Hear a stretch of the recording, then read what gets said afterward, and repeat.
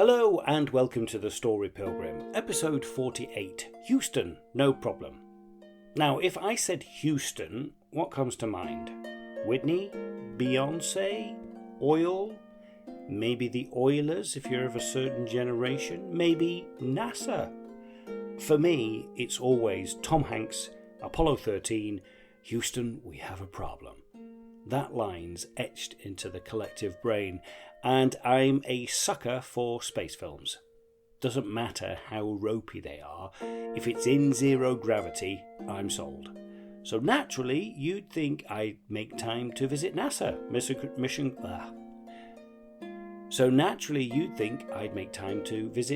Mission Control, moon rocks, the full astronaut fantasy. Well, no. This is the Story Pilgrim. This is me, and my travel budget isn't time rich. Now, before I do jump into all of that, please follow, hit that like button. It really means a lot, and if you could just take a few seconds to give us a review, it really helps for this podcasting world, this podcasting culture. Thank you. Follow, star it up. Now, back to Houston and me not going to NASA. Now, let's start off this episode with a little explanation. It is 4:45, but actually it's 10:45 in the evening, and I have been up since 5 o'clock this morning. Now, you'd think you would just go to bed, wouldn't you? But no, I can't do that. I'm on a trip to Houston, Texas. I set off this morning from Heathrow. I woke up at 5 o'clock, left home at 5:30, started my briefing at 7:20, and we took off at 9:35. We arrived local time here in Houston at 1:40. We then had to get off. We had to get through the bus, change. Anyway, I'm going to go and watch the Houston Astros, a baseball game. Trying to give you an idea of what it is when we're down route. Hopefully that'll give you a bit of an idea. So yeah, let's go and have a look. We are waiting for my boss. Sarah is going to come with us. She'll be down in a minute. So I'm going to take a seat in the lobby and we'll figure out how we're going to get to this Dakin Park in Houston.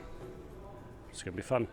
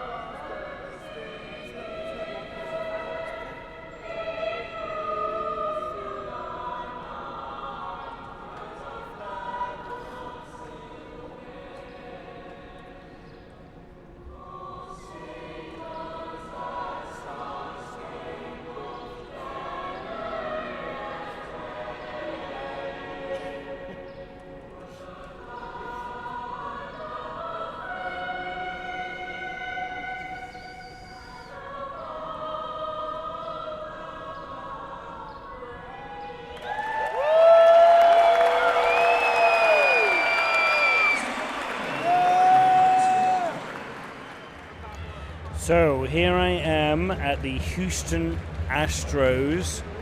They are playing the Rays. It is a Friday evening. It is currently, what time is it? It must be about 8 o'clock, which would be, there's a catch there, I missed it. That should be like 2 o'clock in the morning. See the bullpen down there? So I did the flight out from Houston. Would have loved to have gone to NASA, but the only way of doing that would be tomorrow morning, and it opens at 10 o'clock, and they have a tour of the control room at 10:40. But my pickup time is at 1:30 in the afternoon, so I would be so tight. The traffic in Houston is really bad, and it would just be really difficult to figure it all out. So to give you an idea, I'm just trying to move these guys just moving around here. Give you an idea of what it is like on a flight, is we literally get 24 hours in the place that we fly to. There we go, that's out, that's the top of the 6. Going to the bottom of the 6 now. The first guy got a home run on was it the second or the third pitch? So it didn't start off very well for the Astros. It was supposed to be sold out tonight, but there isn't. There's a lot of seats free here. And here he comes. You see him down there. He's firing. Oh, it's T-shirts. He's firing out free T-shirts. There you go. They love a free thing in the States. But yeah, what was I saying? So yeah, we basically get 24 hours. So you either do what you want. I mean, like I say, it's equivalent about 2 o'clock in the morning, and I've been up since 5 o'clock in the morning. But if I didn't do this, I'd just be in the hotel. And then tomorrow, I'm probably going to go for breakfast and go for a walk to the mall, which we can talk to you about. But it's all about those opportunities. Look at all those T-shirts that he's firing away there on his little machine gun. I don't know if you could see that. They're driving around there. This is while the game is going on. The game is actually still happening. They're getting ready for the next inning, but they're doing this, and then we're going to get to the 7th inning, and we're going to do the 7th inning stretch. But I think this little episode and this little thing for me is about, like, what do we make out of the opportunities that we have? I could just stay at home and or stay in the hotel and just do nothing really and just take it easy and relax, but I'm relaxing here and enjoying an evening out. Sarah, the IFM, has come with me, and yeah, just have a little bit of relaxing time, a little bit of downtime, and another thing to be able to stick on the list of experiences in life. There are many things that I love about baseball. The game, the little rituals that people have, the people. But what I love most is you can sit around for most of the game, having a chat, eating something fried, drinking, and then all of a sudden something happens on the field.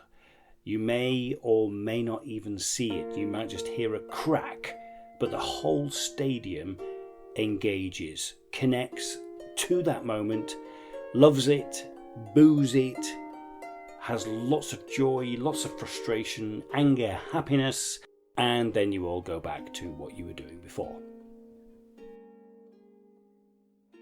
So I think I said before that the Astros are one down right from the first inning, and every time they get a hit, there's a huge celebration, even though it's quite clear that the hits that they're getting are not going to be good enough to score a run. And it's quite interesting how, like, kind of watch that and sort of like think about how we celebrate things that we know are kind of not going to make it, but there's always a chance that they might, but they don't. So it's kind of like some celebration in the momentum of, oh, this is moving. It's not quite moving far enough, but it's moving. And I kind of see that in my, like, career as an actor, and like trying to make it work, trying to do things, and I do things, and I continue to pursue that career, and I do things to move it forward and celebrate the fact that, I did a workshop today, or I learned a new monologue, or I sent a few emails out to casting directors, even though I probably know deep down it's not really going to do anything. But I do celebrate those momentums, and it's kind of like watching this happen tonight. It kind of ties it all in together, but it's a lot of fun anyway.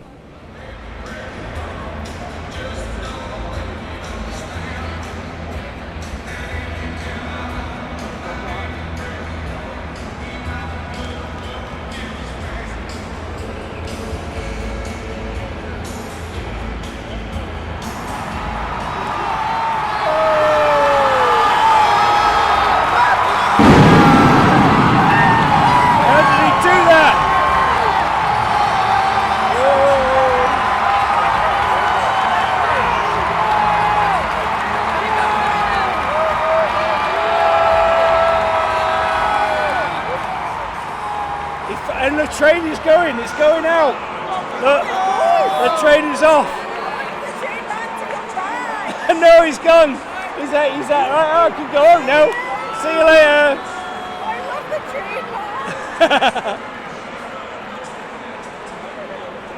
train. Wow. It just came out and it was like, this is it. You got, okay, I'll do it.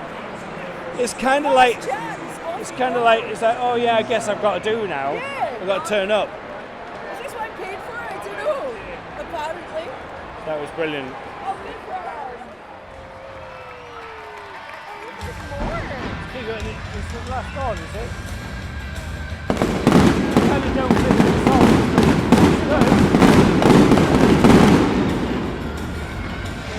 How do you make fireworks with the song, though?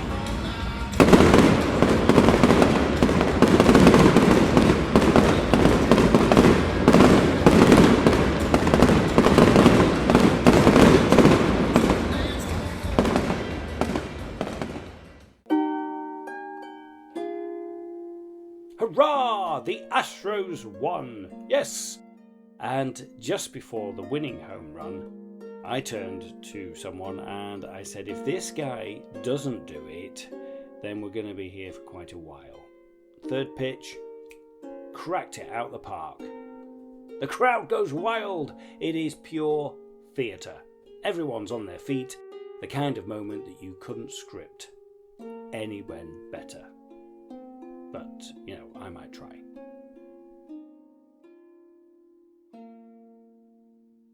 So it is just gone 10:30 in the evening here in Houston, which is 4:30 in the morning. I've been up since 5:30, 5 o'clock, so nearly 24 hours of getting to work, flying here, getting here, and then going out and watching the baseball. And watch the Astros beat the Tampa Bay Rays 2-1.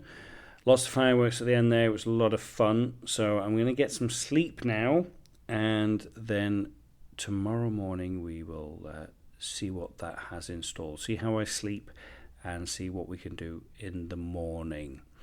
So it is kind of weird when you do these flights, in that you get to go to these amazing places around the world, but you literally get like 24 hours, not even that.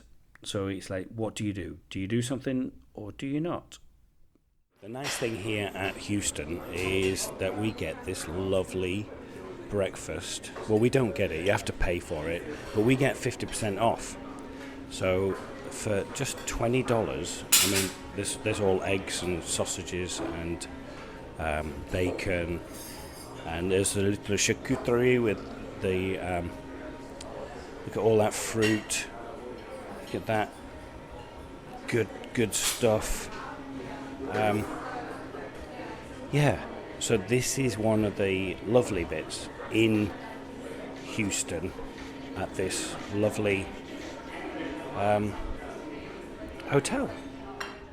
So here I am having my pancakes in Houston, and it kind of feels like here I am having breakfast in Houston, and I kind of feel like I'm in limbo, because I come away and I could not be in Houston. I could be back at somewhere else. I mean, I'm in a restaurant, and I could be anywhere, but I am in Houston. So I think by doing things like what I did last night, it really helps to make me realise where I actually am. I'll go back to my pancakes.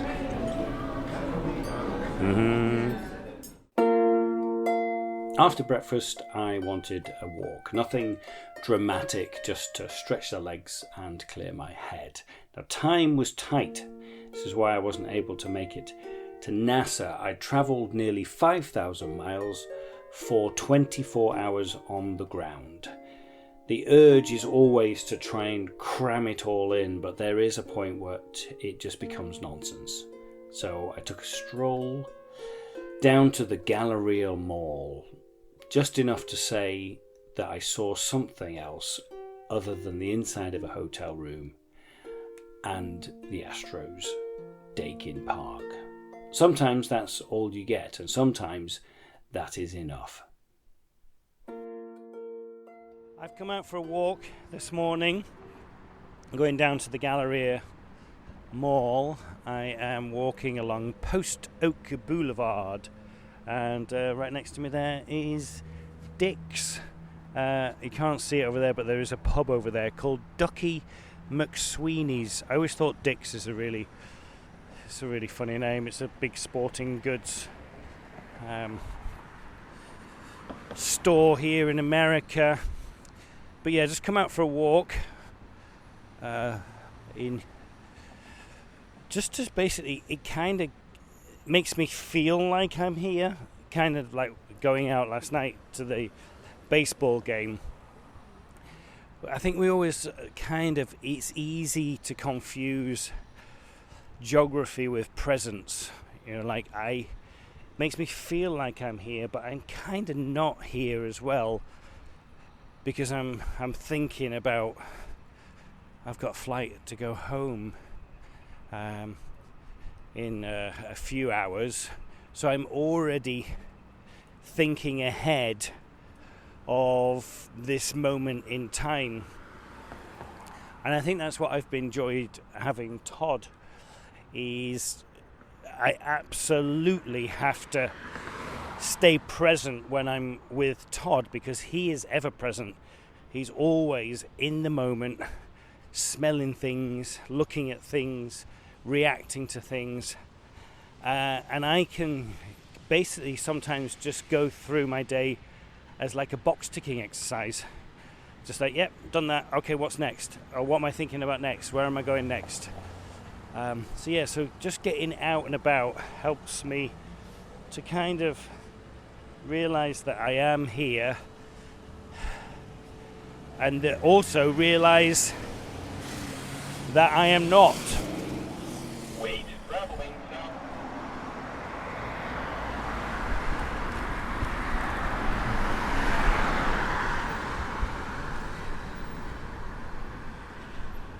Thanks for that. Here I am in the Galleria Mall. It's not quite open yet. I'm a little bit early, so it's just before 10 o'clock. Everything opens up at 10.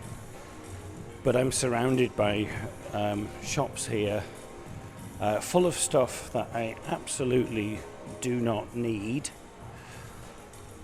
Like I say, everything at Saks Fifth Avenue, Cole Haan, Lacoste, Kate Spade, New York. Full of things that I just don't need, and kind of like thinks, or what I'm thinking about with like presents. Not presents as in, I'm going to buy you a gift and I'll bring this back. No, actually being here and the ticking of the boxes and thinking, I am here, but I'm also thinking about Reformation. Just put that out there. I'm already thinking about the next thing, so I haven't really arrived. I'm always thinking about what is next, and like I said, I think Todd helps with that, but I think that's what the story Pilgrim does as well. For me personally, it gives me moments of being able to reflect. Oh look, Arabian oud. You can actually do a Middle East one and get the proper stuff. Not saying that isn't proper, but the Story Pilgrim really helps me to be present and to pause a little moment every now and again, and then I have to rush to get everything ready. Oh, look at this sweet little flowers and hearts and sweet soap, cherry blossom cake soap made with cherry oil and shea butter. Oh, that's really cute, isn't it? They're really fun. It's been, as I said, this trip I would love to be able to go to NASA and to the mission control and to see all of that. That would be really cool, but that would have meant me being out there now, and the tour doesn't start for another hour, and then I just wouldn't have been able to do it again back. So I'm going to wander around the mall a little bit, take in Mr. John. Oh, he's gone Savage. Mr. Johnny Depp there, and look at things that I absolutely don't need, and get ready for the next thing. But having that moment to just have a bit of downtime, realise my place, check back in, make sure I am present, and moving forward from there. Making America great again. When the current president of America got in the first time, I saw a great meme, and it had the Queen, the then Queen, wearing one of those red hats, and on it said, "Making America Great Britain again." It's quite funny. I love how we are in the end of May in Texas. We're in the mall, and there's a lovely ice skating rink.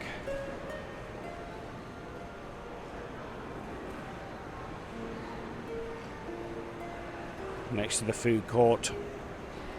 Work up an appetite and come skating.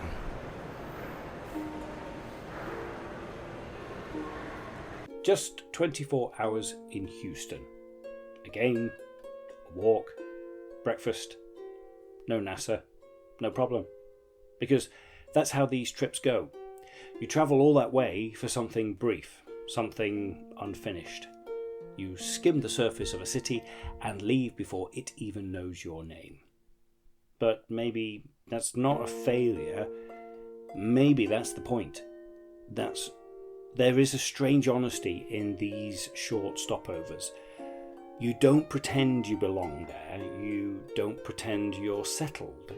You're just there, present, awake, a witness. And that's something that I keep learning with the Story Pilgrim. You don't need a 5-day retreat to notice something sacred. Sometimes it's there, in the way the crowd maybe lift a home run, in the taste of unfamiliar pancakes, or in a mall that I probably will never see again. Actually, no, I probably will see. I'll probably get another Houston. But anyway, you know what I mean. Yeah, I'm just trying to be poetic. You just have to meet the moment as it is without trying to stretch it into something that it is not. The pilgrim doesn't always get the full story, but we show up, we pay attention, and then we move on. Gratefully, curiously, and slightly jet-lagged. Now, before we go, subscribe! Are you still here? Well done. Congratulations. Woohoo! And, thank you. The Story Pilgrim was written, walked, talked, edited, directed, produced by me, Darren Hill. As always, the music was gratefully gifted to us by Anya Backer on Sean the Harp. You can search us out on all the socials. You will see me and Anya on them, Look out for the story, Pilgrim. Please remember to share this with somebody that you care about.